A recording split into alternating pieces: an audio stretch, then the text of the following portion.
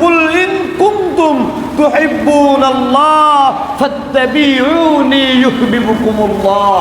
যারা আমার নবীকে ভালোবাসবে তারা যেন স্বয়ং আমি আল্লাহকে ভালোবাসবে। কন্যা সুবহানাল্লাহ। নবীকে ভালোবাসতে কাকে ভালোবাসা যায়? নবীর ভালোবাসা পাওয়া যায়। কার ভালোবাসা পাওয়া যায়? আল্লাহর ভালোবাসা পাওয়া যায়। কিন্তু আজকে আমরা মেসি, রোনাল্ডো, আরো কি কি নাম আছে আমি তো জানি না, এগুলো দেখি না। আপনারা তো এগুলোর জন্য মগ্ন। রাতকে রাত আপনারা ঘুম মারছেন, অথচ ফজর জামাতে একজন মুসল্লিও পাওয়া যায়। কথা বলেন ঠিক কিনা?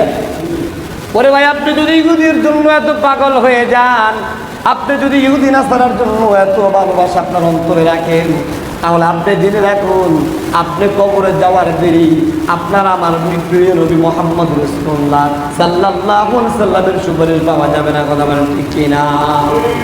আপনি তো ভালোবাসলেন ইহুদিকে, আপনি তো ভালোবাসলেন নাসারাকে, আপনি তো ভালোবাসলেন যারা মুসলমানদের দুশমন, তাদেরকে আপনি ভালোবাসলেন। আর আপনি যদি তাদেরকে ভালোবেসে কবরে যান, তাহলে আপনি জেনে রাখুন আপনার দুনিয়াও শেষ, আখিরাত আপনার শেষ হয়ে যাবে। কথা বলেন ঠিক কিনা? শ্রেষ্ঠ উম্মত হিসেবে আমরা ভালোবাসবো নবীকে, আমরা মহব্বত করব নবীকে।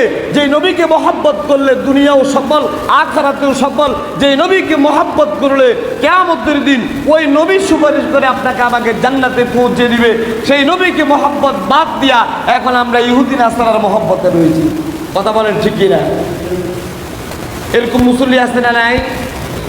নামাজ নাই, রোজা নাই, হজ নাই, যাকাত নাই, আল্লাহর জিকির নাই, আল্লাহর ফিকির নাই, কিন্তু খেলাধুলা নিয়ে ইহুদি নাসারার প্রেমে মগ্ন হইয়া তারা দুনিয়াও শেষ করছে, আখিরাতও শেষ করছে। কথা বলেন ঠিক কিনা?